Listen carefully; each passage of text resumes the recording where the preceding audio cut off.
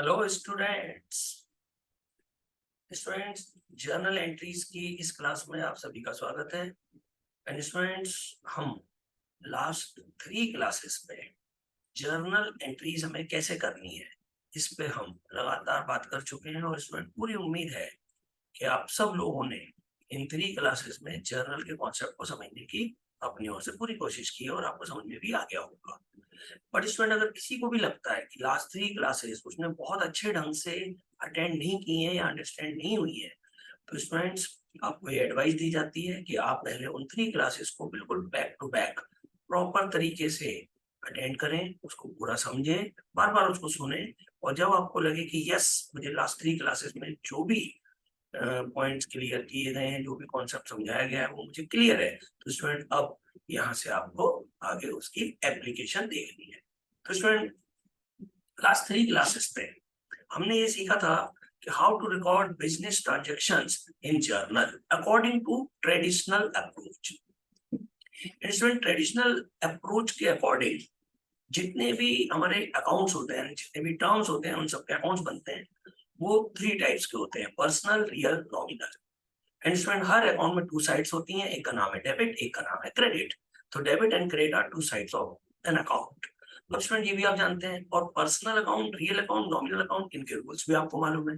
Debit the receiver, credit the giver, debit what comes in, credit what goes out, and debit all expenses and losses, credit all incomes and gains. तो student, last 3 classes के अच्छे ढंग से attend करने का benefit यही है कि आपने पर्सनल, रियल, नॉमिनल इन तीनों के रूल्स को समझ लिया है। अब अगर आपने आइडेंटिफाई किया कि ये पर्सनल अकाउंट है, तो एकदम से आपके माइंड में आएगा debit the receiver, credit the giver. और अगर आपने आइडेंटिफाई किया कि दिस इज रियल अकाउंट, तो माइंड में क्या आएगा? Debit what comes in, credit what goes out. और अगर आपने आइडेंटिफाई किया कि ये नॉमिनल अकाउंट है, तो इसमें नॉमिनल का रूल आएगा debit all expenses and losses, credit all incomes and gains. तो इसमें ओनली 3 रूल्स, केवल ज्यादा है ही नहीं। तो या तो कोई भी टर्म पर्सनल होगा, या रियल होगा, या नॉमिनल होगा। फोर्थ कोई कैटेगरी होती नहीं है। तो बड़ा इजी हो गया। अगर देखा जाए तो बहुत इजी है, अगर उसको सोचो। और डिफिकल्ट समझेंगे तो डिफिकल्ट लगेगा। तो इसमें कॉम्प्लिकेटेड नहीं बनाना, हमें चीजों को इजी करना है। तो इजी करने के लिए बस थोड़ा सा आपको माइंड लगाना है कि आखिर ये किस तरीके से करेक्ट हो रहा है। अब स्टूडेंट, आप लोग 3 रिस्ट्रिक्टेड टर्म्स भी समझते हैं, 9 रिजर्व टर्म्स भी आप जानते हैं। और आपको ये भी मालूम है कि हमारे माइंड में तो रिस्ट्रिक्टेड टर्म्स ही आएंगे, यानी कि हजारों लाखों टर्म्स हम यूज करने वाले हैं, बट उनमें से ओनली 3 टर्म्स आर रिस्ट्रिक्टेड। और रिस्ट्रिक्शन भी किस चीज का है कि आप जब जर्नल करेंगे तो डेबिट एंड क्रेडिट में वो टर्म नहीं लिख पाएंगे, उन टर्म्स को आप नहीं लिख पाएंगे, उनके प्लेस पे कुछ टर्म्स रिजर्व कर दिए गए, तो उन रिजर्व टर्म्स को आप यूज करेंगे। प्रोपराइटर्स के लिए कैपिटल और ड्राइंग्स। तो अगर आपने प्रोपराइटर को डेबिट करने का डिसीजन लिया है, तो स्टूडेंट्स ड्राइंग्स को डेबिट करेंगे प्रोपराइटर के प्लेस पे। और अगर आपने प्रोपराइटर को क्रेडिट करने का डिसीजन लिया है, तो कैपिटल टर्म आएगा। यानी ड्राइंग्स एंड कैपिटल डायरेक्ट आपके माइंड में नहीं आएंगे स्टूडेंट, आपके माइंड में प्रोपराइटर ही आएगा। फिर आप एंट्री करते समय जब आप लिख रहे होंगे स्टेप नंबर 7 पर, जब जर्नल में रिकॉर्डिंग करेंगे जो हमें आज सीखना है, तो स्टूडेंट वहां आपके माइंड में आएगा कि ड्राइंग लिखना है या कैपिटल। ऐसे ही स्टूडेंट आपके माइंड में गुड्स चलता रहेगा, गुड्स आएगा, आप सेंटेंस पढ़ेंगे, गुड्स होगा, गुड्स या तो आ रहा होगा या जा रहा होगा। तो आप जो डिसीजन लेंगे कि डेबिट करना है या क्रेडिट करना है, वो गुड्स से ही लेंगे। परचेज, सेल, परचेज रिटर्न, ये आपके माइंड में नहीं आएंगे इसमें। ये तो जब आप जर्नल एंट्री लिख रहे होंगे तब एंड में लिखते समय कि अरे गुड्स तो लिख नहीं सकते, तो फिर गुड्स के प्लेस पे इनमें से जो सूटेबल टर्म होगा वो आएगा। और इन 5 में से कोई भी सूटेबल नहीं होगा तो परचेज आएगा। ऐसे ही स्टूडेंट, लास्ट करंट अकाउंट 3 है बस, तो third and last restricted term is current account. तो बैंक में बहुत सारे अकाउंट्स होते हैं: fix deposit, saving account, current account, recurring deposit, loan account, है ना, सीसी लिमिट वगैरह के अकाउंट होते हैं। तो इसमें बहुत टाइप के अकाउंट बैंक में ओपन होते हैं। तो मोस्टली फॉर्म का जो अकाउंट होता है वो करंट अकाउंट होता है। और करंट अकाउंट रिस्ट्रिक्टेड टर्म है, यानी करंट अकाउंट वर्ड कभी हम डेबिट क्रेडिट करते समय नहीं लिखेंगे। तो उसकी जगह क्या लिखेंगे? बैंक, क्योंकि बैंक टर्म उसके लिए रिजर्व है। इसका मतलब हमारे अकाउंट्स में जब हम जर्नल कर रहे हैं तो बैंक टर्म रिजर्व है। ये कॉमन टर्म नहीं है कि कहीं पे भी यूज करें। आप एफडी के लिए नहीं कर सकते, किसी बैंक के लिए नहीं कर सकते। आप बोलो हमने स्टेट बैंक के लिए बैंक लिखा है, नो, उसके लिए स्टेट बैंक ऑफ इंडिया लिखना होगा, आईसीआईसीआई बैंक लिखना होगा।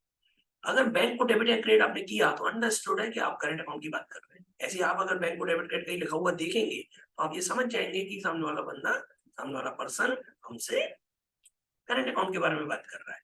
तो स्टूडेंट्स, आपको ये याद रखना है कि 3 टर्म्स रिस्ट्रिक्टेड है, और रिस्ट्रिक्शन किस चीज का है? सिर्फ जब हम जर्नल एंट्रीज करेंगे तो उस समय ये टर्म्स नहीं लिखे जाएंगे, उनके प्लेस पे जो टर्म्स रिजर्व्ड है उनको यूज किया जाएगा। और इसमें हमें फर्स्ट एंट्री से ही एक्यूरेसी रखनी है, इसलिए हर एंट्री पे आप पूरा ध्यान देंगे। अब स्टूडेंट ये 1 to 6 जो हमारे इंस्ट्रक्शंस थे वो आप लोग लास्ट क्लास में अच्छे ढंग से समझ चुके हैं, फिर भी एक बार अपन वहीं से फिर स्टार्टिंग करते हैं। स्टूडेंट पहला इंस्ट्रक्शन था read the sentence very carefully. Second, understand the sentence very very carefully. अब स्टूडेंट लास्ट क्लास में आप लोगों ने ध्यान दिया था, आप लोग अटेंटिव थे, तो आप लोगों को पूरी तरह से ध्यान होगा कि यस 1 to 6 हमारे माइंड में प्रोसेस हो रहे हैं। तो ये कौन से? Read the sentence very carefully, sentence को बहुत ध्यान से पढ़ो, चाहे वो कैसा भी सेंटेंस हो, उसे केयरलेस होकर नहीं पढ़ना है, कितना भी सिंपल क्यों ना हो। सेकंड, उसको बहुत ध्यान से समझो, मतलब और स्ट्रेस दिया गया है कि आपने जब ध्यान से पढ़ लिया तो समझ में तो आ ही गया ना, बट इसमें फिर बोला जा रहा है उसको बहुत ध्यान से समझो, यानी कोई लापरवाही नहीं चलेगी। Number third, identify the accounts included in the transaction. अब आपको उस ट्रांजैक्शन में जो अकाउंट्स आइडेंटिफाई आप कर रहे हैं, मतलब आपने जो इंक्लूड है उनको आइडेंटिफाई करो कि राम है, श्याम है, गुड्स है, फर्नीचर है, करंट अकाउंट है, जो भी है। तो इसमें कुछ भी हो सकता है, कोई पर्सनल अकाउंट तो कुछ भी हो सकता है। तो नंबर फोर्थ, आइडेंटिफाई करो कि जो आपने अकाउंट आइडेंटिफाई किए हैं वो पर्सनल है, रियल है या नॉमिनल है। अब इसमें 4 स्टेप्स तक आपको जाके मालूम पड़ गया कि उसमें कोई पर्सनल, रियल या नॉमिनल अकाउंट्स इन्वॉल्व है, इंक्लूडेड है। अब स्टूडेंट उसका पर्सनल, रियल, नॉमिनल जो भी है उनके रूल्स माइंड में लाओ। तो number fifth, remember the rules of personal, real and nominal accounts in your mind. आपने कहा एक पर्सनल एक नॉमिनल है, तो पर्सनल का rule debit the receiver, credit the giver. Nominal debit all expense and losses, credit all incomes and gain. ये आपके mind में आने चाहिए। और स्टूडेंट हो सके तो मुझे बोलिए भी, क्योंकि अगर चुप रहेंगे तो पता नहीं चलेगा आपको भी, तो आप बोलिए, आपको बोलने से और ज्यादा क्लैरिटी आएगी। एंड स्टूडेंट जैसे ही अब ये पर्सनल या नॉमिनल के रूल्स भी आपने अप्लाई कर लिए, मतलब माइंड में आ गए, अब उनको अप्लाई करो और डिसाइड करो कि किस अकाउंट को डेबिट करना है, किस अकाउंट को क्रेडिट करना है। यानी apply the rules and take decision about debit and credit. ये अकाउंट डेबिट होगा, ये क्रेडिट होगा, ये डिसीजन लेना है। एंड स्टूडेंट जैसे ही अब ये डिसीजन लेंगे, अब अपन पहुंचेंगे स्टेप नंबर 7 पर, रिकॉर्डिंग इन जर्नल। तो स्टूडेंट आज हमें सीखना है कि जर्नल का फॉर्मेट क्या होता है, उसमें कैसे रूलिंग की जाती है, कौन सी चीज कैसे लिखी जाती है, जो कि फिक्स है। और ये हमारा आर्ट का पार्ट है, मतलब इज अकाउंटेंसी साइंस और आर्ट और बोथ? इसका आंसर होता है ऑलवेज बोथ। साइंस इसलिए कि अकाउंट्स में जितनी भी चीजें आएंगी वो साइंटिफिक तरीके से वर्क करेंगी, यानी इसके सारे रूल्स ऑलवेज एप्लीकेबल आपको दिखेंगे, चाहे कैसे भी सेंटेंसेस आ जाए, कहीं पर भी बैठे हो स्टूडेंट, कहीं पर भी हो, कोई प्रॉब्लम नहीं, हमेशा रूल्स अप्लाई होंगे। तो इसलिए एक प्रकार से साइंस है।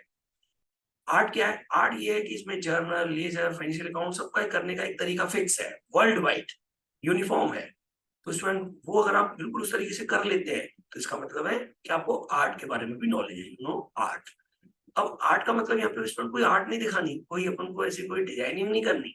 आर्ट का मतलब है कि जैसे सब लोग अकाउंट्स रखते हैं, जर्नल का जो फॉर्मेट है उसी फॉर्मेट में आपको भी इन एंट्रीज को रिकॉर्ड करना है, इसी को आर्ट कहेंगे। तो स्टूडेंट्स अब हमें पॉइंट नंबर 7 की बात करनी है, how to record transactions in journal. तो स्टूडेंट अब तक आप लोगों ने जो भी पढ़ा है उसकी एप्लीकेशन आपको यहाँ दिखाई देगी, यानी आपको ये 7 स्टेप फॉलो करने हैं। तो 1 to 6 आपके माइंड में होंगे, 7th ही दिखेगा। तो स्टूडेंट अब हम 7th की ही बात कर रहे हैं, वो स्टूडेंट वैसे भी दिखाई तो 7th ही देगा ना। आप भी जब जनरल एंट्रीज करेंगे तो स्टूडेंट जो आपने वर्क किया है वही तो आप सबमिट करेंगे कहीं पे भी, वही तो आप एग्जाम में करके आएंगे, तो दिखाई तो वही देगा। लेकिन स्टूडेंट वो परफेक्ट तभी होगा, कंप्लीट एक्यूरेसी तभी आएगी जब 1 to 6 जो पॉइंट्स आपके माइंड में प्रोसेस हो रहे हैं वो परफेक्ट होंगे। तो स्टूडेंट अगर स्टेप नंबर 1 ही गलत हो गया तो एंड तक सब रॉन्ग ही होना है, क्योंकि फर्स्ट स्टेप का सही होना बहुत जरूरी है।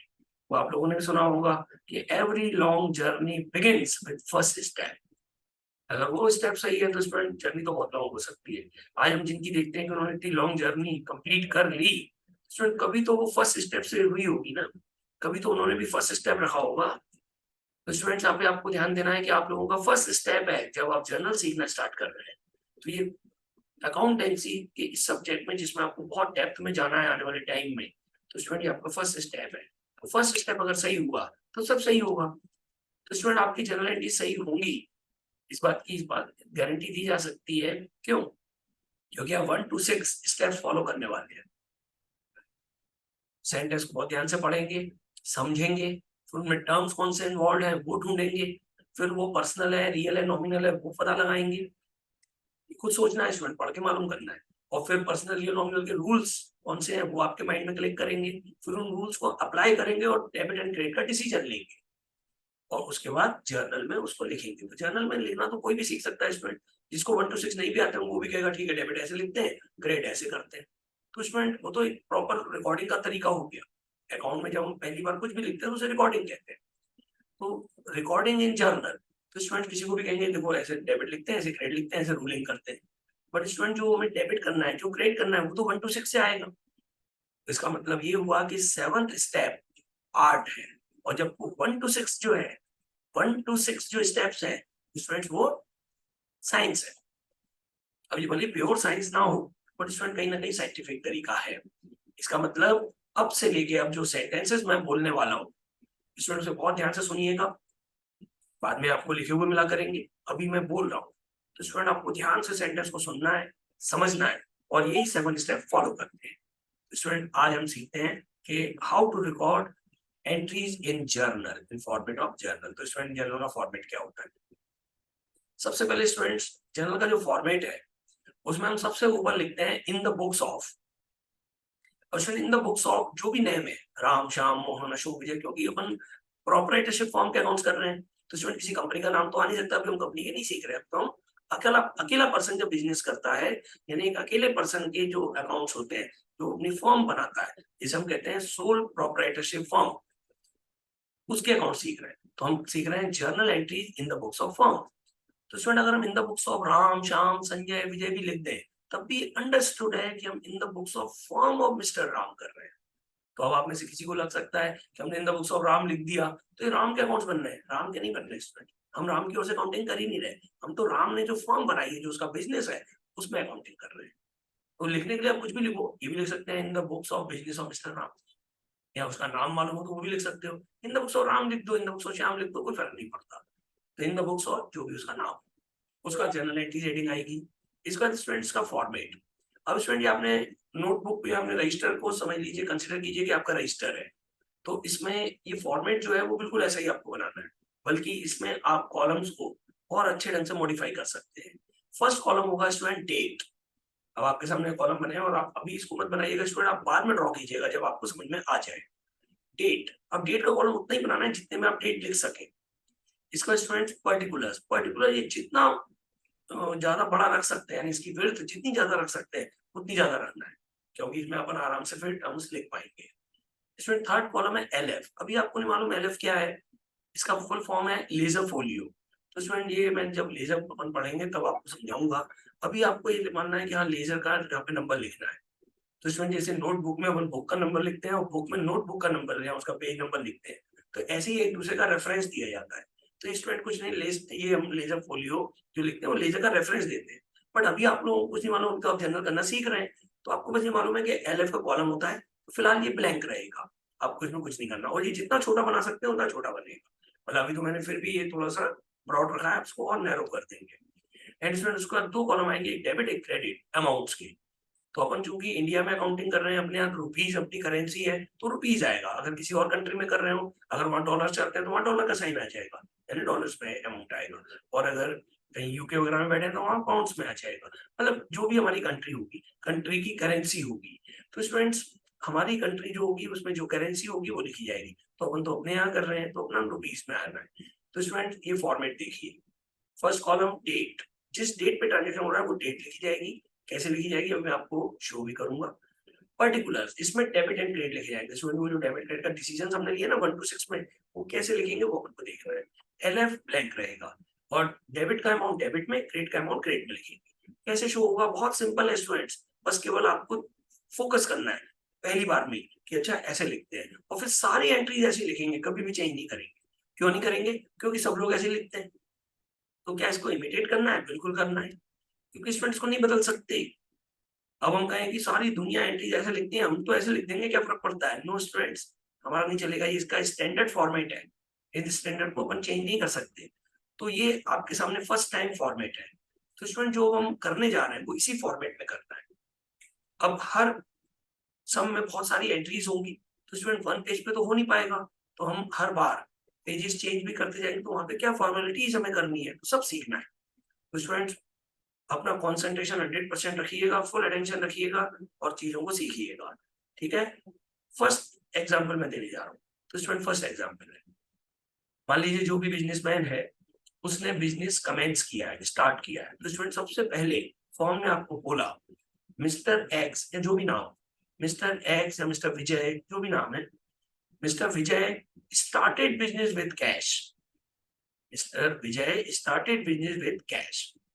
अब स्टूडेंट मिस्टर विजय ने कैश से बिजनेस स्टार्ट किया। अब ये फॉर्म आपको बोल रही है, हमें हमेशा फॉर्म के बारे में सोचना है, फॉर्म की ओर से सोचना है। तो स्टूडेंट हम अब से लेके हमेशा के लिए याद रखें कि हम अकाउंटिंग कहाँ कर रहे हैं, फॉर्म में। हमें फॉर्म ने अपॉइंट किया, तो हम फॉर्म के अकाउंट्स बना रहे हैं, मिस्टर विजय की नहीं। भले ही बात मिस्टर विजय ही कर रहा है, बट फॉर्म के बिहाफ पे कर रहा है। फॉर्म अलग एंटिटी है, विजय अलग। फॉर्म आर्टिफिशियल पर्सन है, विजय नेचुरल पर्सन है। तो हम फॉर्म के अकाउंट्स कर रहे हैं। अब फॉर्म ने क्या लिखा,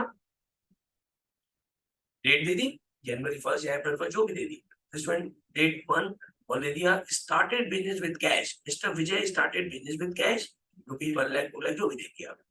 अब स्टूडेंट सेंटेंस को ध्यान से पढ़िए, बिजनेस कमेंस किया गया है, स्टार्ट किया गया। अब इसमें सेंटेंस पढ़ लिया, समझ में भी आ गया। अब स्टूडेंट इसमें कौन से टर्म्स हैं, स्टूडेंट आपको माइंड लगाना है। इसमें एक विजय दिखाई दे रहा है और एक cash, one is Vijay another is cash. तो स्टूडेंट विजय एंड कैश, अब विजय प्रोप्राइटर ये भी हमें मालूम है, बट एक विजय है एक कैश है। तो Vijay is personal account. Student आप लोग आराम से समझ सकते हैं, विजय एक पर्सन का नाम है, तो Vijay is personal. And cash is real. तो स्टूडेंट एक रियल है एक पर्सनल है। तो स्टेप नंबर 1 2 3 4 आपके हो गए अप्लाई, हो गया, आपने उसको अप्लाई कर दिया। ये सेंटेंस पढ़ लिया, समझ लिया, उसमें 2 टर्म है और वो एक पर्सनल है एक रियल है। इसमें ये हो गया। अब पर्सनल का रूल माइंड में लाइए, step number 5 remember the rules. तो पर्सनल का रूल क्या होगा students, debit the receiver credit the giver. सोचना नहीं है, आराम से आप बोल सकते हैं, इतनी बार आप सुन चुके हैं, debit the receiver credit the giver. अब स्टूडेंट फॉर्म की ओर से सोचना है। अब आपसे क्वेश्चन है this time is Vijay receiver और गिवर। कोई जल्दबाजी नहीं, आराम से सोचिए।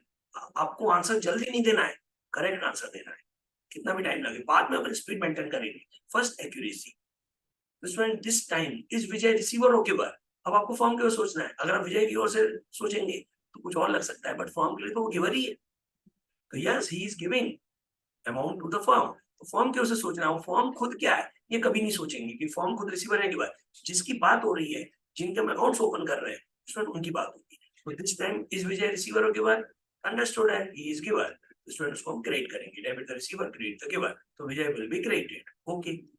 And student second account is cash, और कैश को हमने आइडेंटिफाई किया, दिस इज रियल अकाउंट। तो रियल अकाउंट को माइंड में आएंगे, debit what comes in credit what goes out, debit what comes in and credit what goes out. तो student this time is cash coming और going. तो अब ये भी फॉर्म की ओर सोचिए, कैश इज कमिंग और गोइंग। अब अगर आप विजय की ओर से सोच लेंगे तो हो सकता है आपको लगे cash is going, but no students, हम कभी भी प्रोपराइटर की ओर से सोचते हैं, we don't think from the point of view of proprietor. We think always from the point of view of proprietor, firm, not proprietor. So when we always think from the point of view of firm, from the point of view of firm, this time is cash coming or going? So cash is coming this time. So cash amount will be debited because debit what comes in, credit what goes out.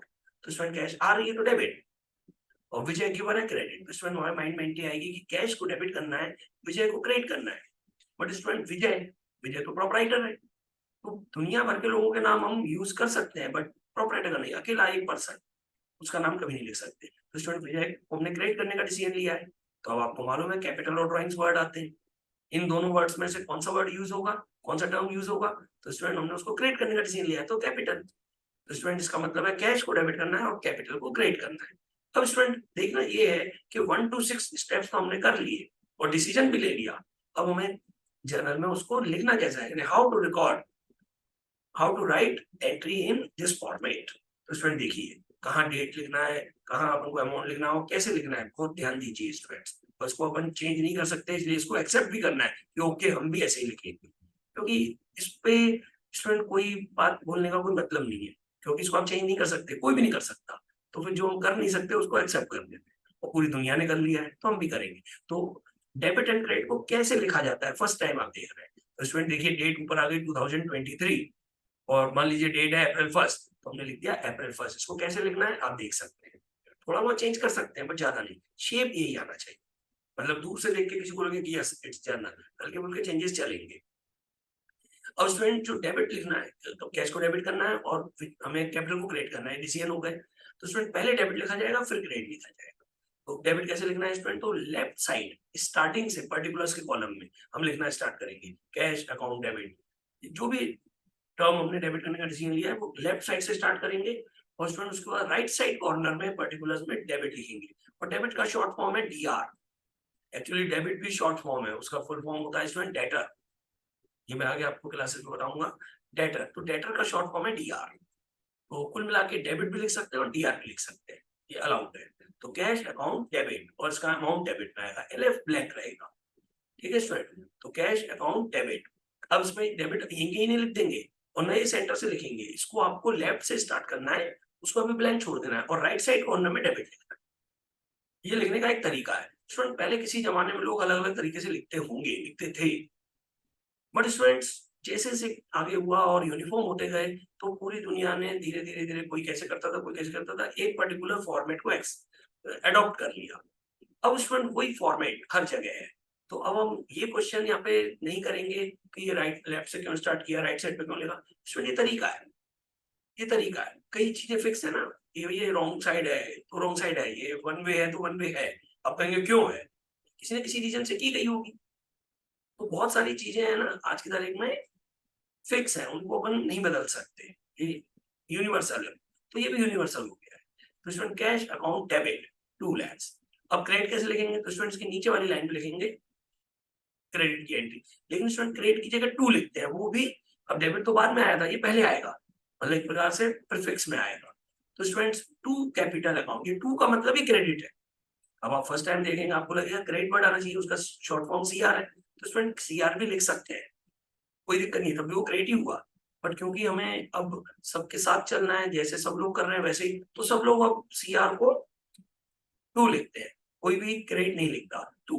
तो ये 2 का मतलब credit ही है। और 2 capital अपने decide किया था, तो 2 कैपिटल अकाउंट। अब स्टूडेंट ये जो एंट्री है ये आपको लेफ्ट साइड से नहीं लिखनी, ये सेंटर से लिखनी। मतलब जितना बड़ा टर्म होगा दोनों साइड स्प्रेड करते जाएंगे। आगे आप एंट्री और देखेंगे तो आपको और क्रेडिट आएगी। तो student cash account debit 2 capital account, ये क्रेडिट लिखने का तरीका है। तो ये भी कोई बहुत बड़ी बात नहीं है, तो उसे ज्यादा डिस्कशन की जरूरत नहीं है।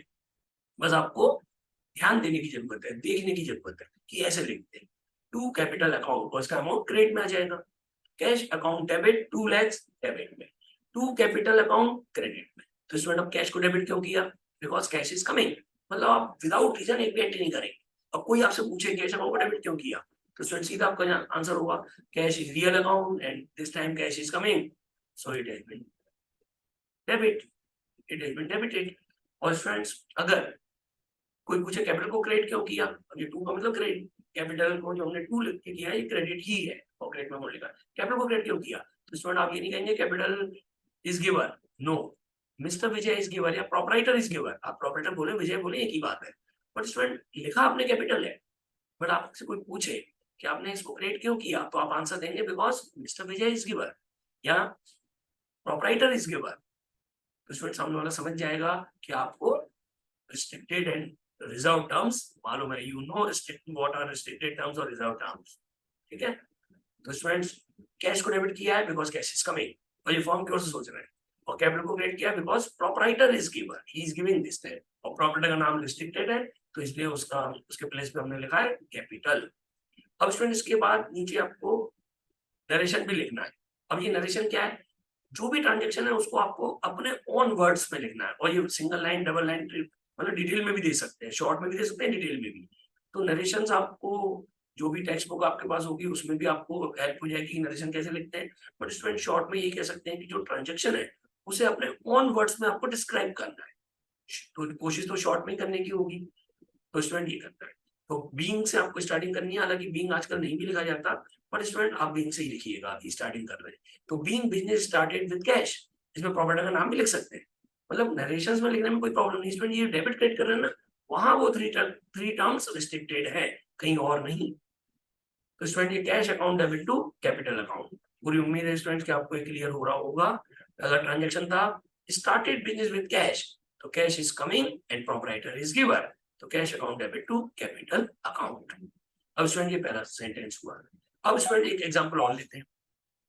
एंड स्टूडेंट ये एंट्री जब हो जाए तो पर्टिकुलर्स के कॉलम में, ओनली पर्टिकुलर्स के कॉलम में स्टूडेंट ध्यान देना, अमाउंट के कॉलम में नहीं, डेट के कॉलम में नहीं, एलएफ में नहीं, ओनली पर्टिकुलर्स के कॉलम में हम एक लाइन ड्रॉ कर देंगे, उसको सेपरेट करने के लिए नेक्स्ट एंट्री को सेपरेट कर देंगे।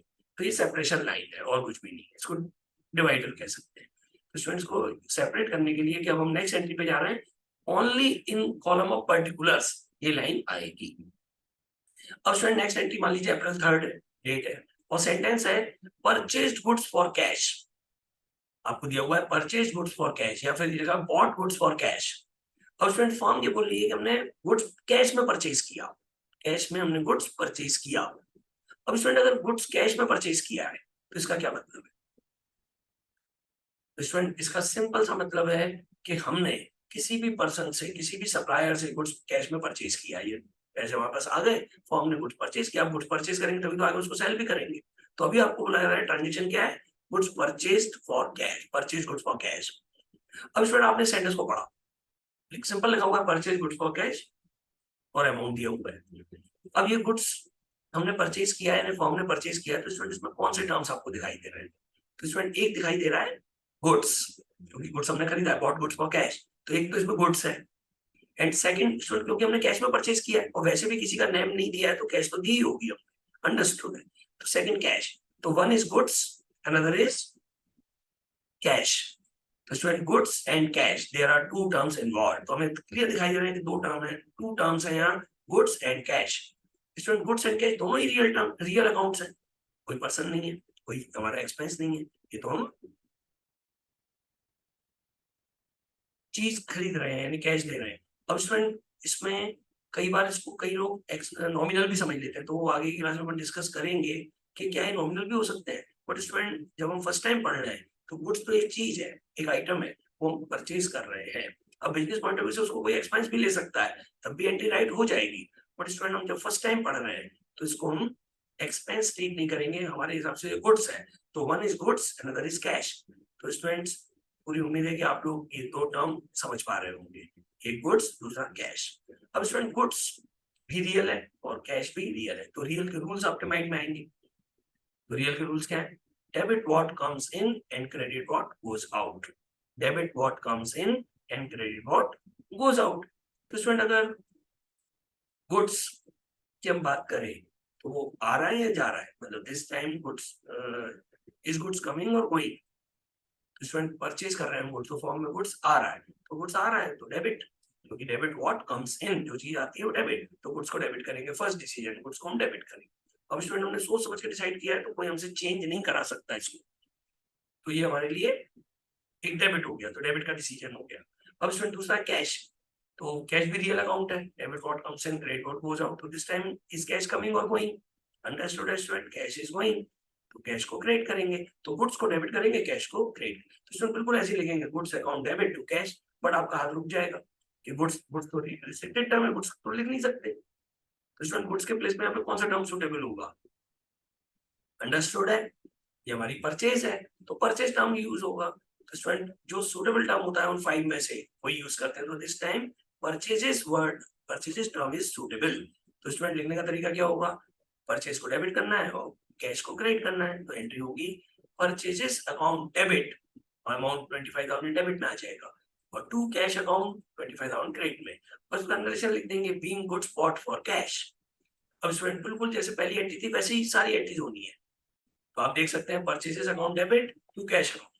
अब बात वही आएगी, परचेज को डेबिट क्यों किया? Because goods are coming, not purchase are coming.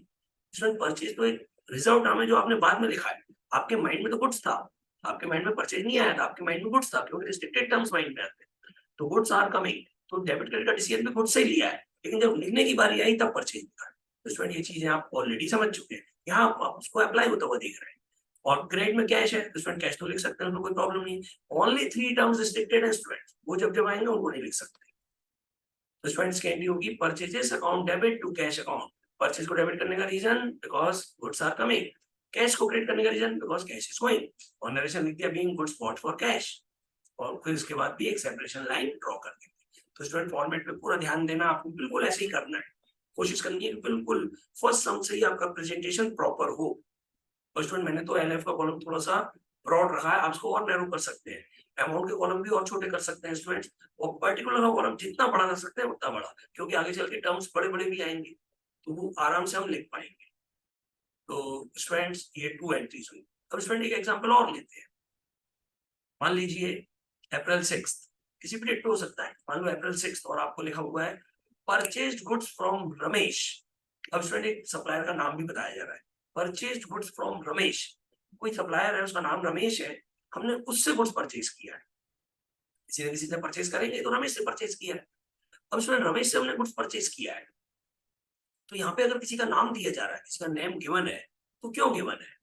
Student इसका मतलब है कि अगर बाय नेम हम ट्रांजेक्शन दे रहे हैं, सप्लायर का नाम बता रहे हैं कि उस पर्सन से हमने गुड्स परचेज किया है, तो इसका मतलब अभी हमने पेमेंट नहीं किया है। That means payment is not yet made, अभी हमने पेमेंट नहीं दिया है। कैसे मालूम? तो स्टूडेंट किसी का भी नाम तभी बताया जाता है जब हमने कैश में नहीं दिया है। अगर मान लो हम जाके कैश में परचेज करके लाए, तो हमें क्या जरूरत है उसका नेम क्लियर करने की कि हमने उस बंदे से लिया। अभी जैसे सेकंड वाले में था परचेज गुड्स फॉर कैश, तो राम से खरीदा, श्याम से खरीदा और रमेश से खरीदा, क्या फर्क पड़ता है? लेकिन अगर हमने पैसे नहीं दिए हैं तो फिर उसमें उसका नाम लिखना पड़ेगा ना, और वो भी अपने यहाँ हमारा नेम लिखेगा। अब हम मान लीजिए हम कहीं बिजनेस कर रहे हैं और कोई भी कस्टमर आया और वो क्रेडिट पे यानी कि उधार हमसे ले गया, अब हमने एंट्री कर दी, उसका नाम नहीं लिखा, तो कोई कहेगा भाई कौन ले गया? नहीं, एक कस्टमर आया था वो ले गया उधार। तो क्या ये पॉसिबल है? ये पॉसिबल नहीं है, क्योंकि उधार तो हम उसी को देंगे ना जिसको हम जानते हो। ऐसे ही उधार हमें वो देगा जो हमें जानता होगा। तो स्टूडेंट जब हम क्रेडिट ट्रांजेक्शंस करते हैं तो नेम का लिखना जरूरी होता है, क्योंकि उसमें कैश इन्वॉल्व नहीं है। तो स्टूडेंट मैं सेंटेंस बोल रहा हूँ, purchased goods from Ramesh, rupees जो भी अमाउंट हो, तो हमने रमेश से गुड्स परचेज किया। रमेश यहाँ पे एक पर्सनल अकाउंट है और गुड्स रियल अकाउंट है। क्या इस ट्रांजेक्शन में कैश इन्वॉल्व है? तो स्टूडेंट इसका आंसर है नो, कैश इन्वॉल्व नहीं है, बिकॉज कैश अभी तक नहीं दी गई। अभी हमने सिर्फ गुड्स खरीदा है। मान लो हमने फोन कर दिया रमेश को कि इतना इतना गुड्स भेज दो, तो स्टूडेंट भेज देंगे ना। पेमेंट 2 दिन बाद, 4 दिन बाद, 6 दिन बाद, महीने भर बाद कभी भी दे सकते हैं।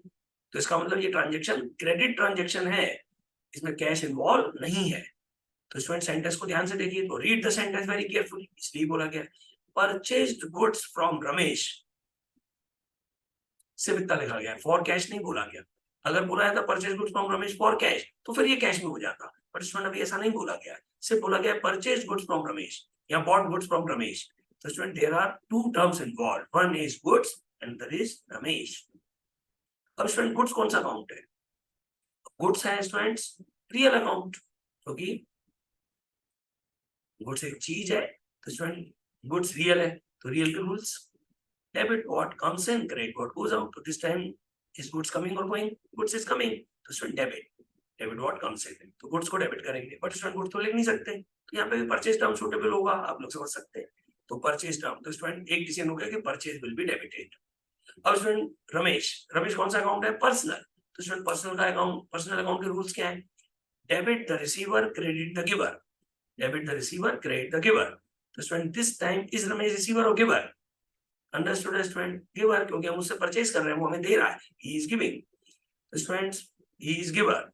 अब स्टूडेंट अगर ये गिवर है तो क्रेडिट करेंगे, debit what come, debit the receiver, credit the giver, तो he is giver, so his account will be credited. अब स्टूडेंट रमेश कोई प्रोप्राइटर नहीं है, वो तो आउटसाइडर है, तो उसका तो नाम लिख सकते हैं, तो यहाँ पे आप कैपिटल या ड्राइंग मत लिख देना, यहाँ पे आपको उसका नाम लिखना है, वो सिर्फ प्रोप्राइटर के लिए। तो स्टूडेंट परचेज को डेबिट करना है, रमेश को क्रेडिट करना है, तो लिखने का तरीका तो यही होगा। बट स्टूडेंट 1 to 6 में आपने डिसाइड कर लिया कि परचेज को डेबिट करना है और रमेश को क्रेडिट करना है, तो स्टूडेंट लिखने का तरीका बिल्कुल ऐसे ही जैसे आपने लास्ट 2 एंट्रीज में देखा। तो देखिए परचेजेस अकाउंट डेबिट 36,000, मान लो अमाउंट 36,000 है, परचेजेस अकाउंट डेबिट 36,000 डेबिट में टू रमेश अकाउंट। अब स्टूडेंट रमेश वर्ड आया तो एक पर्सन है, तो रमेश अकाउंट की जगह इसमें एपोस्ट्रोफी एस लगेगा, रमेशेस अकाउंट, या फिर अपन अकाउंट ही मतलब वो सिर्फ लिखो टू रमेश, वो भी ठीक है, बट हम तो अकाउंट लिखते हैं सबके आगे, तो हम क्या करेंगे, जितने भी पर्सनल अकाउंट्स आया करेंगे तो राम अकाउंट नहीं, राम्स अकाउंट, श्याम अकाउंट नहीं, श्याम्स अकाउंट, क्योंकि स्टूडेंट रमेश अकाउंट, ये रमेश खाता, ये सही नहीं लगता, रमेश का खाता होना चाहिए, तो Ramesh is an account of Ramesh, तो Ramesh account, Ram's account, Shyam's account, Ravi's account, ऐसे लिखेंगे, ये पर्सनल अकाउंट्स के लिए। हालांकि कोई कंपल्शन नहीं है, आप चाहे तो सिर्फ लिख सकते हैं purchases account debit to Ramesh, फिर अकाउंट भी मत लिखो, लेकिन रमेश अकाउंट नहीं चलेगा, या तो रमेशेस अकाउंट या फिर टू रमेश, बस टू रमेशेस अकाउंट और टू रमेश, रमेश अकाउंट नहीं, वो थोड़ा रॉन्ग हो जाएगा। और फिर स्टूडेंट्स ये मैटर ऑफ इंग्लिश है, तो इसमें कोई ज्यादा बात नहीं की जा सकती, यहाँ पे सब चीजें अलाउड तो हैं, बट फिर भी हमें उसे एक्यूरेट रखने की कोशिश करना है। तो आप टू रमेश लिखें तब भी ठीक है, टू रमेशेस अकाउंट लिखें तब भी ठीक है, राइट। अब स्टूडेंट आप जो रजिस्टर यूज कर रहे हैं, जो भी नोटबुक यूज कर रहे हैं, उसमें आप बहुत सारी एंट्री एक के बाद एक करते जाएंगे, हर एंट्री के बाद एक सेपरेट लाइन भी आएगी, सेपरेट करने की सेपरेशन लाइन। अब स्टूडेंट आपकी हो सकता है आपके रजिस्टर के पेज पे 4 एंट्रीज आए, 5 आए, 8 आए या 4 आए, तो जितनी भी एंट्रीज आपने की उसके बाद हर एक पेज पर आपको टोटलिंग भी करनी है। अब इसमें टोटल तो डेबिट क्रेडिट का इक्वल ही आएगा, क्योंकि बोथ साइड इक्वल अमाउंट ही लिख रहे हैं बोथ कॉलम्स में, डेबिट एंड क्रेडिट में। तो इसमें जो टोटल करना है ये फॉर्मेलिटी है, लेकिन करना है, क्योंकि इसके बिना काम नहीं चलेगा, किया जाता है। तो स्टूडेंट्स इसको लिखते हैं टोटल कैरिड फॉरवर्ड, शॉर्ट में एब्रिविएशन होगा total CF, carried forward, total carried forward, total carried forward, both side similarly आएगा, 2,61 आ रहा है।